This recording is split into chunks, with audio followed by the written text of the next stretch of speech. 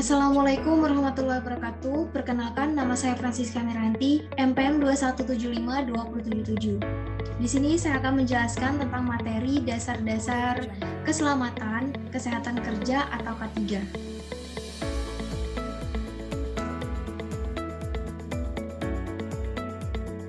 Materi pertama yaitu dasar hukum. Yang pertama, Undang-Undang Nomor 1 Tahun 1970 tentang Keselamatan Kerja yang menyatakan bahwa tempat di mana dilakukan pekerjaan bagi suatu usaha.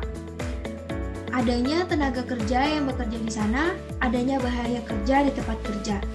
Kedua, Permenaker Nomor 5 Tahun 1996 tentang Sistem Manajemen K3 yang menyatakan bahwa setiap perusahaan yang mempekerjakan 100 tenaga kerja atau lebih dan yang mengandung potensi banyak yang ditimbulkan oleh karakteristik, proses atau bahan produksi yang dapat mengakibatkan kecelakaan kerja seperti peledak, kebakaran, pencemaran lingkungan, dan penyakit akibat kerja atau PAK. Ketiga, Permenaker Nomor 4 Tahun 1987 tentang Panitia Pembina K3 yang menyatakan bahwa tempat kerja di mana pengusaha atau pengurus mempekerjakan 100 orang atau lebih, tempat kerja di mana pengusaha mempekerjakan kurang dari 100 orang tetapi menggunakan bahan proses dan instalasi yang memiliki resiko besar akan terjadinya peledakan, kebakaran, keracunan, dan pencemaran radioaktif. Selanjutnya yaitu definisi keselamatan kesehatan kerja atau K3. Yaitu yang pertama secara filosofi, K3 merupakan suatu pemikiran dan upaya untuk menjamin kebutuhan dan kesempurnaan baik jasmaniah dan rohaniah, tenaga kerja pada khususnya, dan manusia pada umumnya, hasil kerja dan budaya yang menuju masyarakat adil dan makmur. Kedua, secara keilmuan, K3 merupakan ilmu pengetahuan dan penerapannya dalam usaha mencegah kemungkinan yang terjadi kecelakaan, penyakit akibat kerja, kebakaran, dan pencemaran lingkungan. Ketiga, yaitu secara etimologis, K3 merupakan suatu upaya perlindungan agar tenaga kerja selalu dalam keadaan selamat dan sehat selama melakukan pekerjaan di tempat kerja, serta bagi orang lain yang memasuki tempat kerja maupun sumber dan proses produksi dapat digunakan secara aman dan efisien dalam pemakaian. Selanjutnya yaitu tujuan K3. Sebenarnya tidak ada secara spesifik tujuan K3 itu apa. Yang pasti tujuan K3 itu untuk mencegah kecelakaan kerja, tetapi jika kita ingin mendefinisikan kembali apa itu K3, maka dapat dibagi menjadi 5, yaitu yang pertama, melindungi keselamatan kerja dalam melakukan pekerjaan untuk kesejahteraan hidup dan meningkatkan produktivitas nasional. Yang kedua, yaitu menjamin keselamatan setiap orang lain yang berada di tempat kerja. Yang ketiga, sumber produksi terpelihara dan dipergunakan secara aman dan efisien. Yang keempat, yaitu sebagai alat untuk mencapai derajat kesehatan tenaga kerja yang setinggi-tingginya, baik buruh, petani, nelayan, pegawai negeri, atau pekerja-pekerja bebas. Dengan demikian, dimaksudkan untuk kesejahteraan tenaga kerja. Yang kelima, yaitu sebagai alat untuk meningkatkan produksi yang berlandaskan kepada meningginya efisiensi dan daya produktivitas faktor manusia dalam produksi. Selanjutnya, yaitu faktor-faktor penyebab kecelakaan kerja. Yang pertama, tenaga kerja, kedua alat, yang ketiga bahan. Berinteraksi satu sama lain dalam bentuk proses produksi interaksi. Ketiga faktor tersebut akan dipengaruhi tingkat keselamatan, kesehatan, dan lingkungan kerja. Dalam hal ini, berdampak pada kecelakaan kerja, penyakit akibat kerja, kebakaran, peledakan, maupun pencemaran lingkungan kerja. Selanjutnya yaitu piramida kecelakaan kerja. Susunan terjadinya sebuah kecelakaan. Jadi di sini dijelaskan bahwa dalam 600 near miss atau kejadian hampir celaka akan menghasilkan 30 insiden yang menimbulkan kerusakan aset. Lalu dari 30 itu yang menimbulkan kecelakaan aset kemungkinan besar akan menimbulkan 10 kecelakaan ringan. Lalu akan menimbulkan satu kecelakaan fatal atau cacat kematian. Jadi dapat kita lihat bahwa sebuah fatality itu pasti didukung berbagai macam jenis kecelakaan yang banyak pada sebelumnya yang tidak dapat dikontrol atau tidak dapat diselesaikan, sehingga terjadi sebuah kecelakaan yang fatal.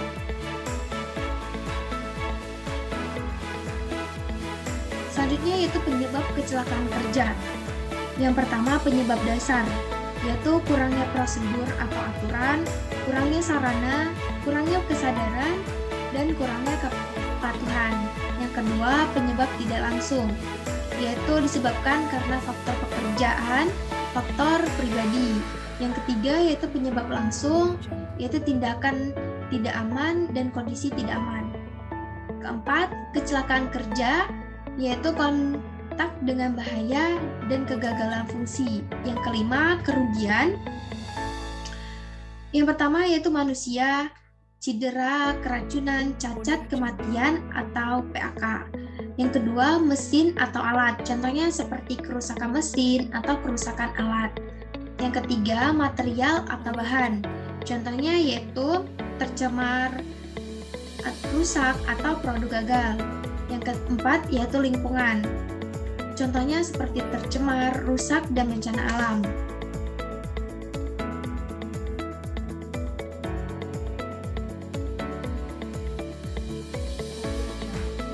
Akibat kecelakaan kerja atau kerugian kecelakaan kerja.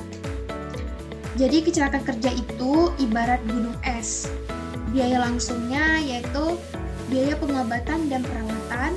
Kedua, biaya kompensasi atau asuransi.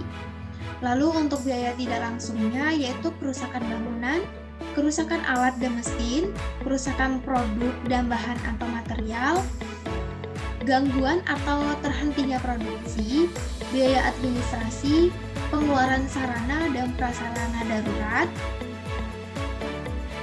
waktu untuk investigasi, pembayaran gaji untuk waktu hilang, biaya perekrutan dan pelatihan, biaya lembur, biaya ekstra pengawasan, waktu untuk administrasi, penurunan kemampuan tenaga kerja yang kembali karena cedera, kerugian bisnis, dan nama baik. Selanjutnya yaitu 3 upaya pencegahan kecelakaan kerja. Yang pertama yaitu dengan cara identifikasi dan pengendalian bahaya di tempat kerja, atau pemantauan kondisi tidak aman, pemantauan tindakan tidak aman. Kedua yaitu pembinaan dan pengawasan, melakukan pelatihan dan pendidikan, melakukan konseling dan konsultasi, melakukan pengembangan sumber daya. Yang ketiga yaitu sistem manajemen, melakukan prosedur dan aturan, penyediaan sarana dan prasarana, penghargaan dan sanksi.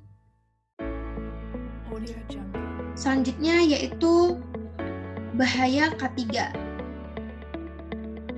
Bahaya K3 yang pertama pengertian. K3 merupakan semua sumber, situasi atau aktivitas yang berpotensi menimbulkan cedera atau penyakit akibat kerja atau PAK. Kedua sumber yaitu manusia, mesin, material, metode, dan lingkungan. Ketiga yaitu jenisnya tindakan dan kondisi. Yang keempat yaitu faktor. Faktor itu terbagi menjadi 6, yaitu yang pertama biologi, contohnya seperti bakteri, virus, jamur, tanaman, dan binatang. Yang kedua kimia, yaitu bahan, material, cairan, gas, uap, debu beracun, reaktif, radioaktif, mudah meledak, terbakar, iritan, korosif. Yang ketiga yaitu faktor fisik atau mekanik, yaitu ketinggian, konstruksi, mesin, alat, kendaraan, alat berat, ruang terbatas, tekanan, kebisingan, suhu, cahaya, listrik, getaran, dan radiasi. Selanjutnya yaitu faktor biomekanik, contohnya seperti gerakan berulang, postur, posisi kerja, pengakuan manual, desain tempat kerja, alat, dan mesin. Selanjutnya yaitu faktor psikologi atau sosial, seperti stres, kekerasan, pelecehan, pengucilan, lingkungan, emosi, dan negatif.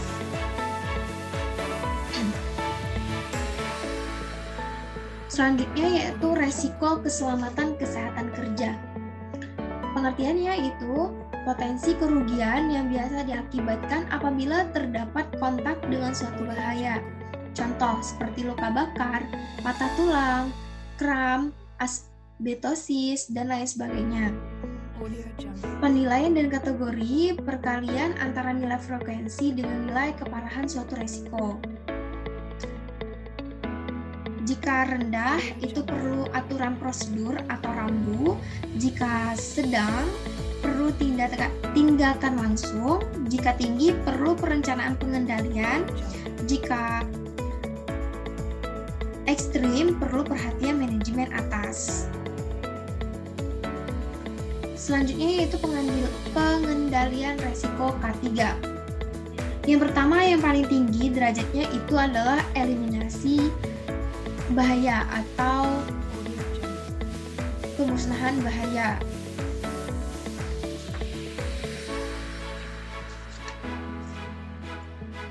Jadi namanya bahaya, kita sebisa mungkin harus menghilangkan jika ada di lokasi itu. Contohnya, misal jika lantainya licin. Nah, lantai licinnya bahaya karena akan menyebabkan kerja terpeleset. Nah, maka bagaimana kita harus membersihkan lantai tersebut? Kedua yaitu substitusi yaitu penggantian alat, mesin, atau bahan, atau tempat kerja yang lebih aman. Yang ketiga yaitu perancangan, seperti modifikasi alat, mesin, tempat kerja yang lebih aman. Yang keempat yaitu administrasi, seperti prosedur, aturan, pelatihan, durasi kerja, tanda bahaya, rambu, poster, dan label. Yang kelima yaitu alat pelindung diri, menyediakan APD kepada tenaga kerja.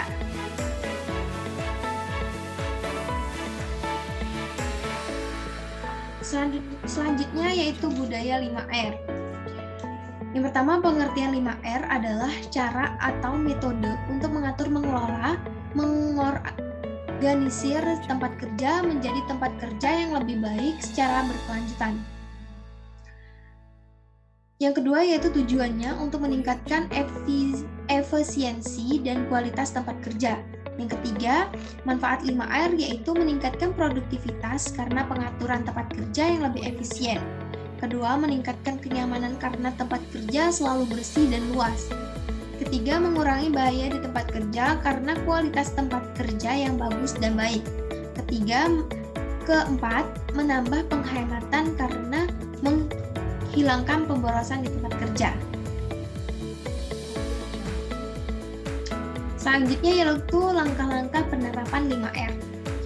Yang pertama, ringkas, yaitu memilih barang yang diperlukan dan yang tidak diperlukan, memilih barang yang sudah rusak dan barang yang masih dapat digunakan, memilih barang yang harus dibuang atau tidak, memilih barang yang sering digunakan atau jarang penggunaannya. Kedua yaitu rapi, menata atau mengurutkan peralatan, barang berdasarkan alur proses kerja. Menata atau mengurutkan peralatan barang berdasarkan keseringan penggunaannya, keseragaman, fungsi, dan batas waktu. Mengatur tanda visual supaya peralatan atau barang mudah ditemukan. Yang ketiga yaitu resik. Membersihkan tempat kerja dari semua kotoran, debu, dan sampah. Menyediakan sarana dan prasarana kebersihan di tempat kerja. Meminimalisir sumber-sumber sampah dan kotoran, memperbarui atau memperbaiki tempat kerja yang sudah rusak. Yang keempat yaitu rawat, mempertahankan 3 kondisi di atas dari waktu ke waktu. Yang terakhir yaitu rajin, mendisiplinkan diri untuk melakukan 4 hal di atas. Selanjutnya yaitu makna rambu di tempat kerja. Makna rambu di tempat kerja yaitu ada tanda larangan, tanda bahaya, tanda kewajiban, tanda sarana darurat kebakaran, tempat berkumpulnya evakuasi darurat, tanda sarana keselamatan P3K dan evakuasi darurat, tanda sarana atau fasilitas umum. Selanjutnya yaitu yang terakhir label kemasan bahan beracun dan bahaya B3, yaitu pemasangannya harus tepat, seperti mudah meledak, mudah menyebabkan terbakar, oksidator, korosid, beracun, mengganggu pernapasan pemicu kanker, dan lain sebagainya.